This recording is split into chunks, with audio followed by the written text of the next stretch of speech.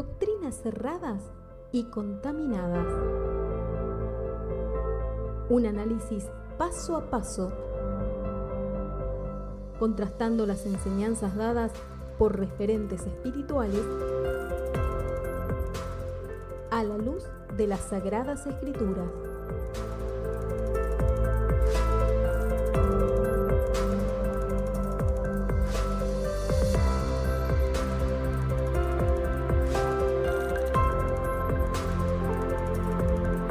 Así llegamos a nuestra estación de doctrinas erradas y contaminadas. ¿Qué vamos a tener el día de hoy? El día de hoy vamos a tener un video cortito, pero siempre tratando de ir trayéndole luz en su aprendizaje, en el conocimiento de la doctrina. El predicador debe ser... Vamos a arrancar de vuelta, vamos a ver qué nos dice. Aquí lo tenemos, lo vamos a tener aquí, en este caso, a Andrés Corson. Este es un predicador aparentemente colombiano. Se ve que es una persona que es ecuménica porque es el que felicitó al Papa Francisco, dijo que iba a traer una luz de esperanza y bendición en Colombia y tantas cosas más. Pero ahora estamos ante este video y vamos a escuchar qué es lo que enseña, algo de lo que enseña Andrés Corson. Que debe ser el predicador debe ser abrir su corazón, debe ser transparente. ¿Por qué? Porque eso es lo que le da autoridad. El que está oyendo se conecta con una persona que dice, yo también fui homosexual. Quiere saber cómo logró su victoria. Yo también fui adicto a la pornografía. Pero muchos predicadores hablan, yo conocí a una persona. Bueno, aquí comienza Andrés Corson diciendo que para ser un buen predicador dice que hay que ser sincero y para conectarse con la gente hay que contar esto, ¿no? Tener este tipo de sinceridad ante la gente y además vivir estas cuestiones. Vamos a escuchar un poquito más a ver qué más dice. Yo quiero oír una persona que ha pasado por la prueba. La Biblia dice que no tenemos un sumo sacerdote que no pueda compadecerse de nosotros, sino uno que fue probado en todo, pero sin pecado. Jesús estuvo en el desierto. Jesús sintió el rechazo. Jesús fue pobre. Bueno, entonces dice que primero dice que él quiere que alguien cuente y diga, yo fui homosexual, otro que diga, predicador, ¿no? Para conectarse con el pueblo, yo salí de las drogas, fui adicto a las drogas. Y después dijo, porque tenemos un sumo sacerdote como Cristo que fue probado en todo. Primero es una contradicción muy grande. En primer lugar, no necesitamos, el mensaje que vamos a terminar dando es, para ser un buen predicador, váyase al mundo, pruebe las drogas, salga de las drogas, váyase a tal y cual pecado, salga de ahí para después predicar y conectar con la gente. No. Jesús conectaba con la gente que vivía una mala vida sin él haber vivido una mala vida. En lo más mínimo. Él nunca vivió una vida mala, pero no tenía una conexión con la gente o la gente no lograba, él dice conectaba, yo me gusta usar más la palabra afinidad. El Señor no tenía una afinidad con los oyentes solo necesariamente porque él haya estado en el mismo tipo de pecado o de flagelo. No, el Señor tenía una afinidad con las personas porque hablaba palabras de Dios, porque estaba lleno del Espíritu de Dios y nunca tuvo que ir y embarrarse en ningún pecado para decir que tiene que tener una conexión con la gente o autoridad. Sí. Yo también fui homosexual. Quiere saber cómo logró su victoria. Yo también... O sea, me pregunto, ¿el que no fue homosexual no puede saber ni enseñar a otros cómo lograr su victoria? O sea, para salir de las drogas, tengo que salir primero yo de las drogas. Para luchar contra espíritus de suicidio y enseñarle a alguien a luchar, tengo que estar al borde del suicidio. Esto que enseña Andrés Corson es totalmente antibíblico y van a ver ustedes en unos segundos cómo él mismo se contradice. Que debe ser el predicador debe ser abrir su corazón, debe ser transparente. ¿Por qué? Porque eso es lo que le da autoridad. El que está oyendo se conecta con una persona que dice, yo también fui homosexual. Pongamos que la persona haya salido del homosexualismo y no quiera confesar eso. No necesariamente tiene que ir a confesar todas las cosas malas que hizo en su vieja vida para conectar con la gente, porque si no sería su obra, y la obra es de Dios. La obra la hace Dios y es la palabra de Dios la que llega a los corazones. Se conecta con una persona que dice, yo también fui homosexual. Quiere saber cómo logró su victoria. Yo también fui adicto a la pornografía. Pero muchos predicadores hablan, yo conocí a una persona. Yo quiero oír una persona que ha pasado por la prueba. ¿Ves? Él dice, yo quiero oír a una persona que ha pasado por la prueba. Bueno, entonces él no podría oír, por ejemplo, a Samuel. Samuel se crió de niño en el templo. No lo podría oír Andrés Corzón a Samuel, porque él nunca salió del homosexualismo, nunca anduvo en la droga, nunca golpeó a su esposa, nunca formó parte de una banda de cuatreros o de personas que andaban robando por los pueblos. Esto es una contradicción y es totalmente antibíblico lo que está diciendo Andrés Corzón. Le pone voz y tono como que está diciendo algo inteligente, pero está diciendo una incoherencia muy, muy grande. Los predicadores hablan, yo conocí a una persona. Yo quiero oír una persona que ha pasado por la prueba. La Biblia dice que no tenemos un sumo sacerdote que no pueda compadecerse de nosotros, sino uno que fue probado en todo, pero sin pecado. Jesús estuvo en el desierto. Bueno, probado en todo, dice, pero sin pecado.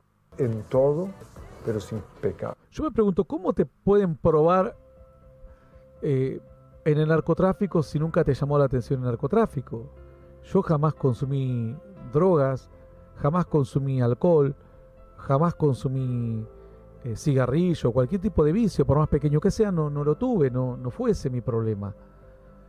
Entonces, parece que tenés que ser probado en eso para que te conectes según él con la gente. Probado en todo, pero sin pecado.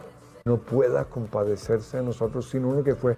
Pero fíjense que hay una contradicción cuando dice que Jesús fue probado en todo. Una persona, yo quiero oír una persona que ha pasado por la prueba. La Biblia dice que no tenemos un sumo sacerdote que no pueda compadecerse de nosotros, sino uno que fue probado en todo. Bueno, aquí hay un error y aquí es donde se contradice.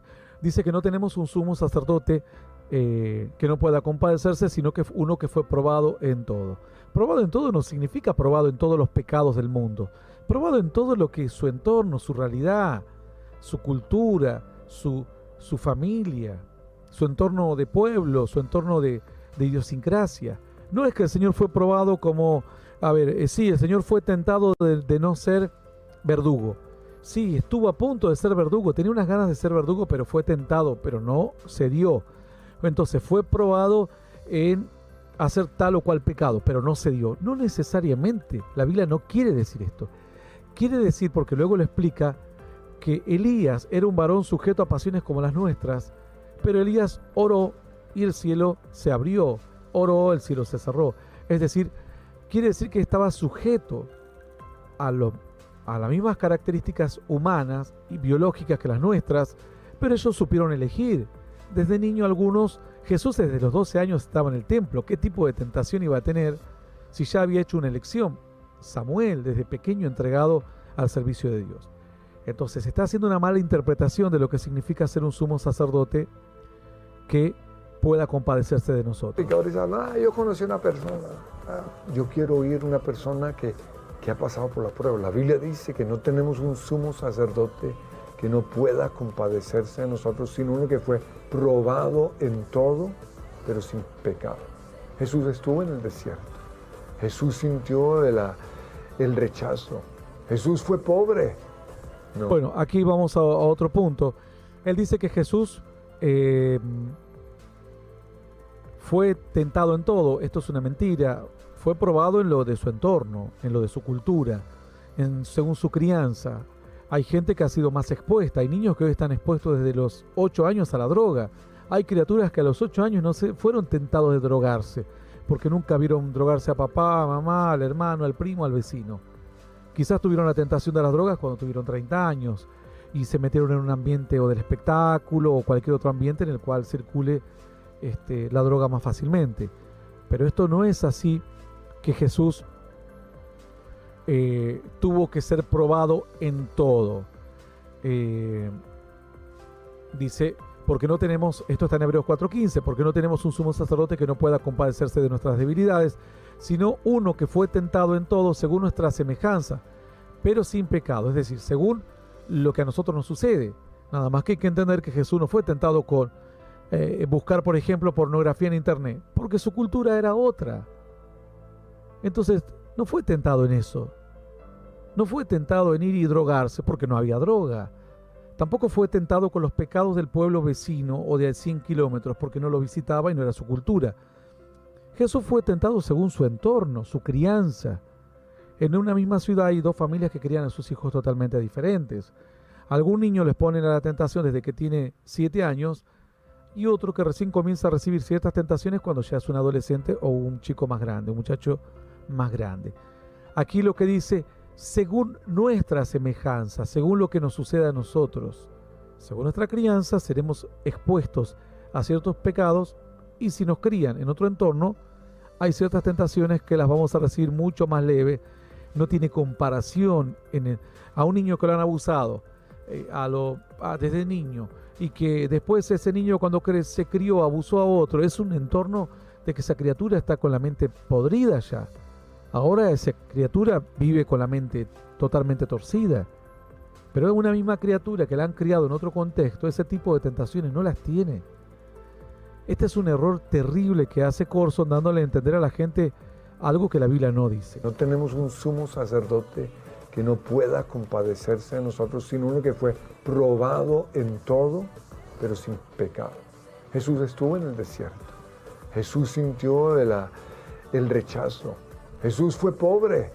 Bueno, Jesús estuvo, él está dando su justificativo. Jesús estuvo en el desierto. Estuvo buscando la presencia de Dios. Sintió el rechazo. Sí, ¿cómo pudo haber sentido? Esto es parte de la humanidad, de lo que sentían todos los profetas en la antigüedad.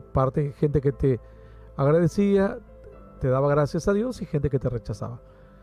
Ahora, hace fuerza como para buscar algo más y dice Jesús fue pobre. Esto es mentira.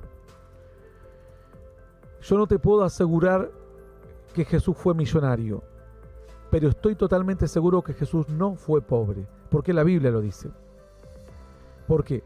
Porque cuando Jesús nace, los sabios de Oriente le traen oro, incienso y mirra. El oro que ellos tenían no se lo fue y se lo gastó en el casino José y María al otro día.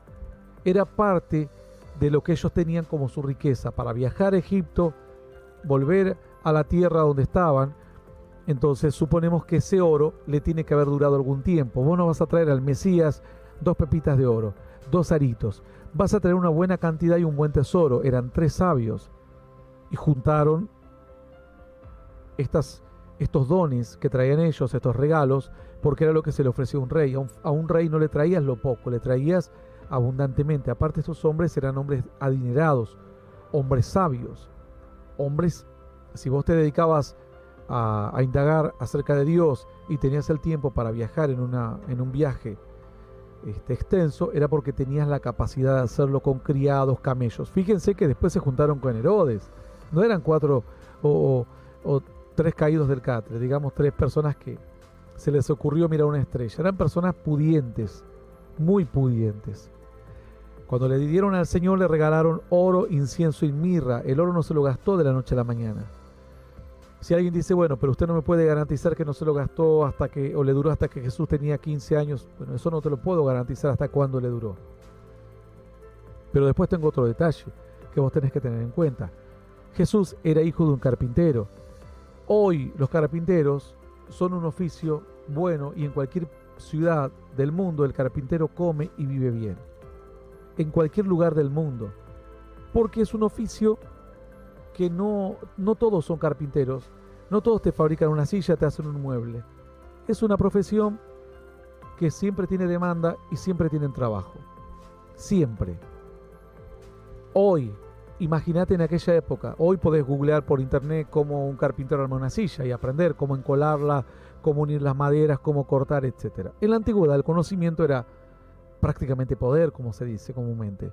Ser un carpintero era una persona que ya te aseguraba ser de clase media. La gente pobre terminaba esclava. La gente pobre terminaba mendigando. La gente pobre terminaba juntando espigas, semillas de lo que dejaban las personas ricas o las personas que tenían un campo o algo así. Entonces, Jesús, al ser hijo de un carpintero, era conocido. Decían, este es el hijo del carpintero. No había 800 carpinterías en un pueblo. Era como un herrero. Los herreros en la antigüedad eran muy buscados. Los carpinteros eran muy buscados. Los canteros, los que cortaban piedras, eran muy buscados. Eso les aseguraba ser un mínimo como piso una clase media. Entonces Jesús no era pobre. Eso te lo puedo asegurar. No te puedo asegurar que Jesús era rico. Algunos dicen que sí por el tipo de túnica que usaba, porque no la tenía con costura. Y en ese sentido sí, la ropa que usaba el Señor era una ropa costosa.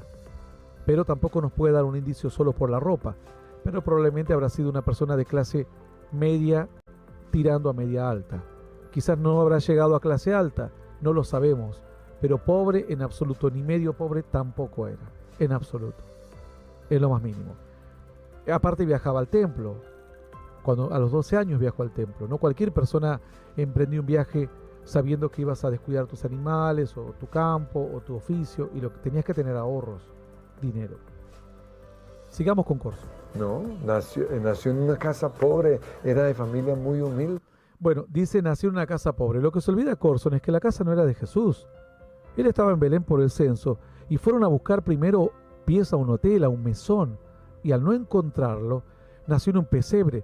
Eso era para que se cumpla una palabra de profecía, que Dios permite esta situación. Pero le trajeron oro. Al otro día podría haber ido a comprar un campo si quería. No, la casa, está confundido Corson. Y este hombre tiene una iglesia de miles de personas en Bogotá aparentemente, pero las cosas más básicas de la Biblia, estos hombres que andan con todas estas fantasías del ecumenismo y todo, se enloquecen y no aprendieron lo básico de la Biblia. Jesús nace en un pesebre. Jesús no vivía en un pesebre. Jesús nace en un establo porque no encontró habitación el Señor, los padres, en un hotel. Fueron primero a un hotel. Jesús fue pobre, ¿no? Nació en una casa pobre, era de familia muy humilde. Jesús fue, pues también tuvo luchas, ¿no? Al igual que nosotros. Entonces, una persona tiene autoridad cuando habla de su experiencia. Pero a la iglesia hay que llegarle a la necesidad de la gente. Hay que pensar qué está pasando en sus vidas hoy. Cuando Jesús habló con la mujer samaritana, trató su asunto, ¿no? Si bebes de esas aguas, volverás a tener sed. No está hablando del agua del pozo, está hablando del sexo. Porque en Proverbios el sexo tenía que ver con agua, ¿no?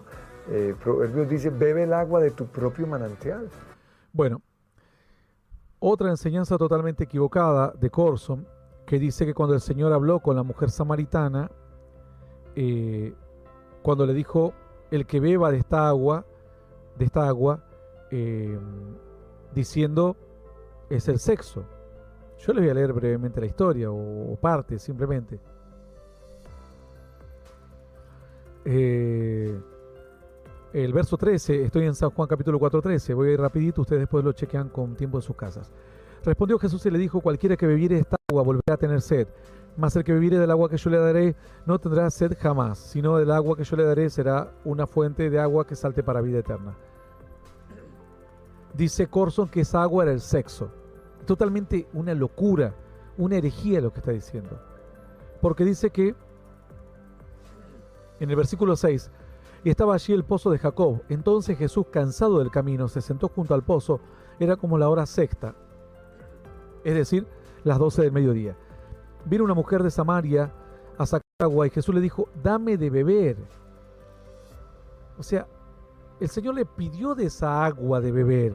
¿Cómo le va a decir en el verso 13 que el que beba de esta agua, diciendo esta agua es sexo? Escuchen la explicación que da Corson, es una locura lo que enseña. Está hablando del agua, habló con la mujer. ¿Y qué está pasando en sus vidas hoy? Cuando Jesús habló con la mujer samaritana, trató su asunto, ¿no? Si bebes de esas aguas, volverás a tener sed. No está hablando del agua del pozo, está hablando del sexo. Porque en Proverbios el sexo tenía que ver con agua, ¿no? Proverbios dice, bebe el agua de tu propio manantial.